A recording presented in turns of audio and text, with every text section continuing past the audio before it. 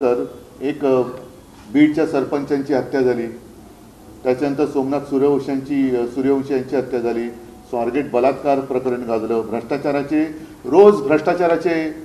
भ्रष्टाचाराची प्रकरणं बाहेर येत आहेत आणि त्याच्याबद्दल कुठेही हे म्हणजे मुंबईचा रस्ता घोटाळा आपल्या माध्यमातून सुद्धा हा जनतेसमोर आलेला आहे।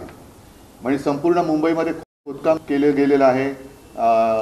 मोबिलिटी ॲडव्हान्स तो काय आहे, तो दिला गेला आहे, कोणाला दिला आहे, किती दिला आहे, त्याचं पुढे काय झालं याच्याबद्दल बैठक जरूर झाली अध्यक्षांच्या दालनामध्ये, पण त्याचं निष्पन्न काय, नेमकं पुढे काय होणार आहे, त्याच्यावरती तुम्ही EOWची चौकशी करणार आहात का, हा भ्रष्टाचाराचा पैसा गेला कुठे, कोणाच्या खिशात गेला, कोणत्या कॉन्ट्रॅक्टरने कॉन्ट्रॅक्ट मिळाली, ह्या सगळ्या गोष्टीबद्दल कुठेही समाधानकारक उत्तरं अशी काय महाराष्ट्रातल्या जनतेला मिळाली नाही आहे।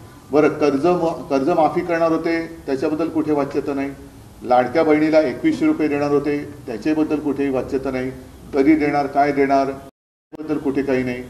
उलट लाडक्या बहिणींमध्ये सुद्धा आता वर्गवारी केली जाते, त्यांची कागदपत्र तपासली जाणार, म्हणजे तुम्ही मतं घेताना सरळ जे काय करायचं ते केलं आणि आता माझ्या बहिणींना तुम्ही ह्या तपासणी करणार, तुमची कागदपत्र तपासा, म्हणजे त्याच्यापेक्षा नको ती योजना असं म्हणण्याची वेळ या बहिणींवरती येते की अशी परिस्थिती निर्माण झालेली आहे।